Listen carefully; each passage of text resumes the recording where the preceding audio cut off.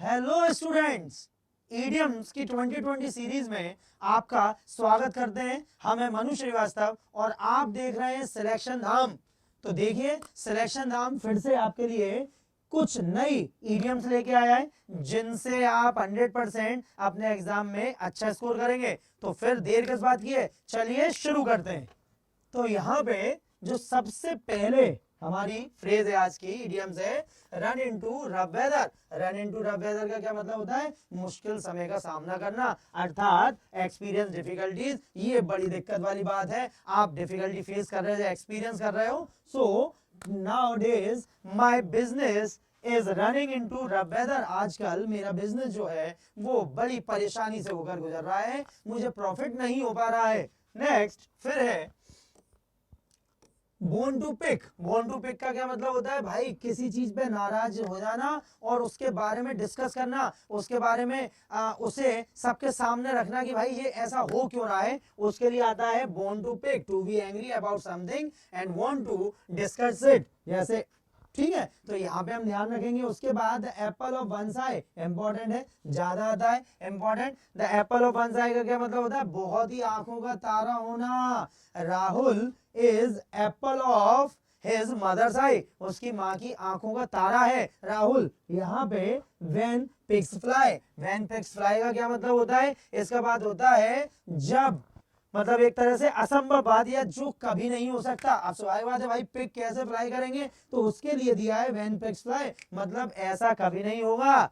Okay, तो यहाँ पे I think you will do it when pigs fly, मुझे लगता है तुम ये जब करोगे जब सुअर उड़ेंगे। अर्थात इसका ये मतलब हो गया कि असंभव बात है, तुम ये कभी नहीं करोगे। नेक्स्ट फिर है bye the skin of teeth. Skin of teeth का क्या मतलब है? स्किन ऑफ टीथ का मतलब होता है बाल बाल बचना बड़े नैरो मार्जिन से। ठीक है, I saved my life by the skin of teeth, मतलब मैंने अपनी जो जान बचाई बड़े ही बाल बाल तरीके से बचाई है, बहुत तरीके से बचा मैं।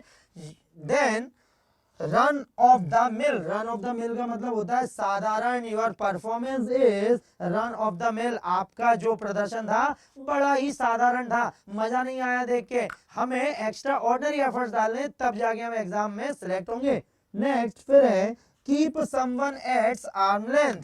Keep someone eight arm length का क्या मतलब होगा? इसका मतलब होता है किसी को अवॉइड करना, किसी से दूरी बना के रखना, उससे ज्यादा नजदीकी नहीं बढ़ाना। जैसे लास्ट उसमें हमने आपको बताया कि भाई ग्रीन आइट का क्या मतलब होता है? जेलसी रखने वाला। So I always keep distance, है ना, I always keep Rahul at arms length, मैं हमेशा राहुल से दूरी बना के रखता हूं, because I think he is a green eyed boy. उसका मतलब है कि वो जेलस रखता है मुझसे, ग्रीन आइट बॉय है। Next the sweat of one's brow. The sweat of one's brow का मतलब होता है कड़ी मेहनत करना। He saved his business by the sweat of his bro, मतलब उसने अपना बिजनेस कैसे बचाया? उसने अपना बिजनेस बचाया कड़ी मेहनत करके, तब जाके आज वो इतना बड़ा बिजनेस टाइकून बन गया।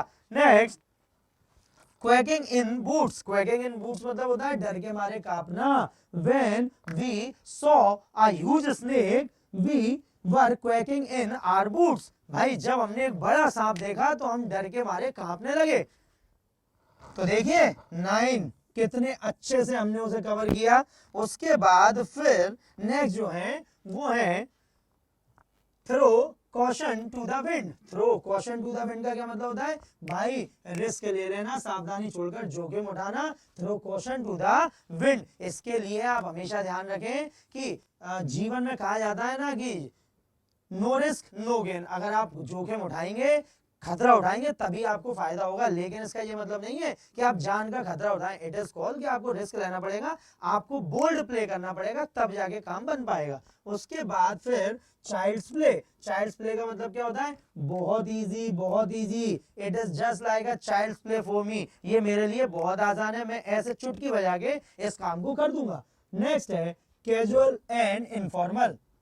सो what is the mean of casual and informal? Casual और इनफॉर्मल का मतलब होता है आरामदायक, बिना गंभीरता के, अनौपचारिक। Please feel casual and informal because we are friends, हम लोग दोस्त हैं, इसलिए तुम बिल्कुल टेंशन मत लो, अच्छे से फील करो, आसान फील करो, इनफॉर्मल रहो। Next beauty of it, beauty of it का क्या मतलब होता है, किसी भी मुद्दे के अच्छे बिंदु, अच्छे पहलू, it is called beauty of it, the beauty of it, है ना, मतलब good points. So versatility and unity is the beauty of it, ठीक है। तो मतलब क्या है भाई, उसकी जो सबसे अच्छे पॉइंट जो हैं, सो इट इज कॉल्ड वर्सैलिटी और यूनिटी दोनों। जैसे हमारा देश भी तो इतने तरह तरह के लोग यहाँ रहते हैं और तब भी हम एकता के साथ आगे बढ़ते हैं। हम भारत की बात आती है तो सब एक हो जाते हैं, और इसीलिए it is a beauty of our nation, ये हमारे नेशन की एक सबसे अच्छी क्वालिटी है। उसके बाद फिर once in a blue moon, once in a blue moon मतलब ईद का चांद हो जाना, कभी कभार हो जाना, it is called once in a blue moon, very rarely. So he came here once in a blue moon, वो यहाँ आता था कभी कभार, बहुत ही, ना के बराबर, rarely. Like a cake walk, like a cake walk मतलब बहुत आसान। इफ यू लर्न या if you get good command over vocabulary, so definitely English will be a cakewalk for you। मतलब अगर आपने vocabulary पे अच्छी कमांड कर ली तो फिर इंग्लिश आपके लिए बहुत अच्छी हो जाएगी, बहुत आसान हो जाएगी। All of a sudden, all of a sudden का क्या मतलब होता है भाई, अचानक से, एकदम से, जब आप किसी चीज की उम्मीद नहीं कर रहे थे तब हो गया, ठीक है। He met with an accident all of a sudden, एकदम से उसका एक्सीडेंट हो गया, अचानक से, अप्रत्याशित। So all of a sudden। hard to swallow, तो हार्ड टू सैलो मीन्स क्या होगा, हार्ड टू सैलो मीन्स होता है, सैलो का मतलब निगलना या गटकना। तो भाई जैसे निगलना या गटकना हो, डिफिकल्ट, टफ हो, अर्थात जिस पे विश्वास करना कठिन हो जाए। तो it is hard to swallow that my best friend is a cheater, मेरा परम मित्र धोखेबाज है, ये मेरे लिए विश्वास करना बड़ा ही मुश्किल है। नेक्स्ट है getting in the everyone's hair, getting in the everyone's hair मतलब क्या होगा, सबको परेशान करना। My nephew always gets in everyone's hair, मेरा जो भतीजा है वो बड़ा ही शैतान है, हर किसी को परेशान करता रहता है। नेक्स्ट है एडेड इंसल्ट टू इंजुरी, यहाँ पे अपन ध्यान रखेंगे, एडेड इंसल्ट टू इंजुरी का मतलब होता है जले पर नमक छिड़कना, मतलब आप पहले से ही परेशान थे और किसी ने और उसमें आग में घी डालने का काम कर दिया। तो यहाँ पे अपन ध्यान रखेंगे एडेड, ये आप विशेष ध्यान रखें, it is called created insult to injury, क्योंकि जब इसके ऑप्शन आपको मिलेंगे तो उसमें कई जगह आपको एडेड भी मिलेगा, उसका एडेड मतलब नहीं होता, it is called created insult to injury, ठीक है। तो मतलब कोई और, मतलब बद से बदतर हो जाना कोई चीज, उसके लिए ये आ जाएगा। नेक्स्ट फिर जो हम लोग करने वाले हैं, ओके, तो when the crunch comes, when the crunch comes क्या होता है, इसका मतलब होता है डिसीजन के समय पे, अंतिम मौके के समय पर जब आ गया है, कहते हैं ना फैसले की घड़ी, it is called when the crunch come. So nobody was with you when the crunch came, मतलब जब डिसीजन करने का मौका आया तब तुम्हारे साथ कोई भी नहीं था, इसे ही हम बोलते हैं अंतिम समय पर, at the moment of decision. तो देखा स्टूडेंट्स, हम लोगों ने आज 20 बहुत ही अच्छी ईडियम्स करी, अब हम देखेंगे कि उन्हें अप्लाई कैसे करेंगे। तो चलिए फिर शुरू करते हैं।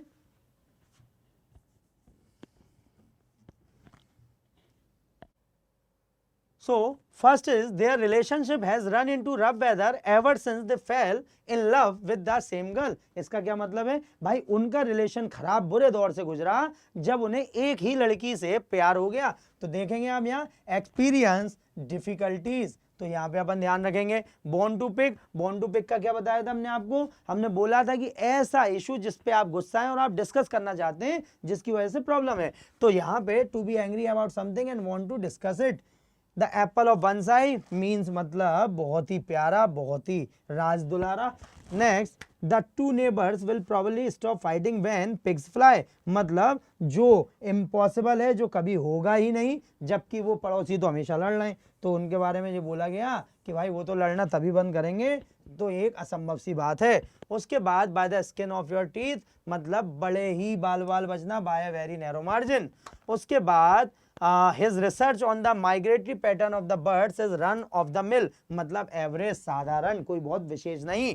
Next keep someone eight arms length, इसका क्या मतलब है, किसी को से दूरी बना के रखना। जैसे हमने बताया था कि भाई वो जेलसी रखता है इसलिए मैं उससे दूर रहता हूं, तो यहाँ पे to avoid becoming too close और फ्रेंडली विद समवन।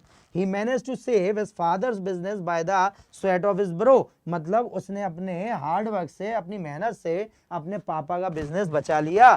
ठीक है, next,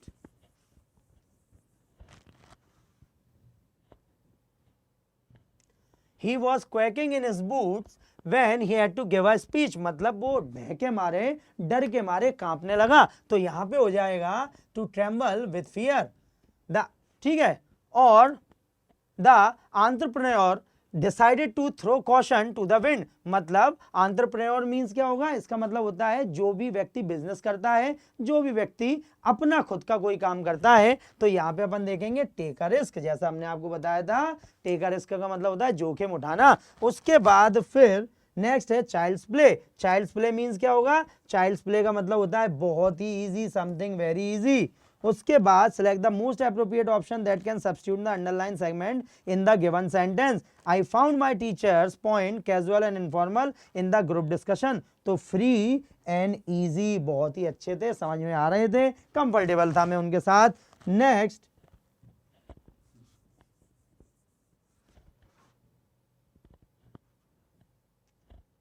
yes, beauty of it. Beauty of it का क्या मतलब था भाई, बहुत ही अच्छे बिंदु, बहुत ही अच्छी क्वालिटीज। नेक्स्ट फिर है we prefer going to movies once in a blue moon. Once in a blue moon very rarely, बहुत कभी कभार। हम कहीं भी कहा था ना कि भाई जो भी काम कभी कभार हो वैसा ही है। उसके बाद फिर today's question paper fed like a cakewalk. तो भाई वेरी इजी, अगर आप सिलेक्शन नाम पे पढ़ेंगे तो ये सेंटेंस आपके लिए ही बनेगा, ये सेंटेंस की today's question paper fed like a cakewalk. अगर आप सिलेक्शन नाम पे पढ़ते हैं तो आपको ये दिखेगा, आपको ये लगेगा कि पेपर तो बहुत इजी हो गया। उसके बाद फिर all of sudden. All of sudden का क्या था, अचानक से, और जिसका आपको भरोसा ही नहीं था, अचानक से कोई भी चीज हो जाए, all of sudden. Next, these things are very hard to swallow. hard to swallow means क्या बताया था, जिससे विश्वास करना जिस पे बहुत ज्यादा टफ हो, तो difficult to believe। यहां पे हम ध्यान रखेंगे।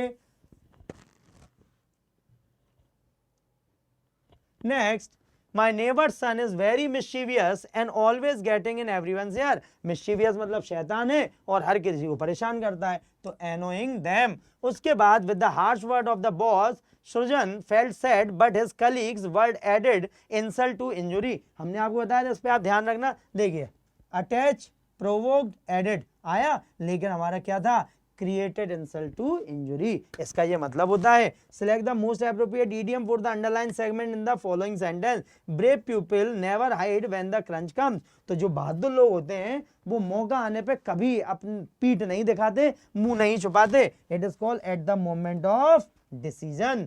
तो देखिए आज हमने बहुत ही अच्छी 20 इडियम्स की, और इनको अगर आप याद करेंगे तो इस बात का हमेशा यकीन रखिए कि आप एग्जाम में बहुत अच्छा स्कोर करने वाले हैं। तो जब तक के लिए अपना ध्यान रखिए, पढ़ते रहिए, बढ़ते रहिए। जय हिंद, जय भारत।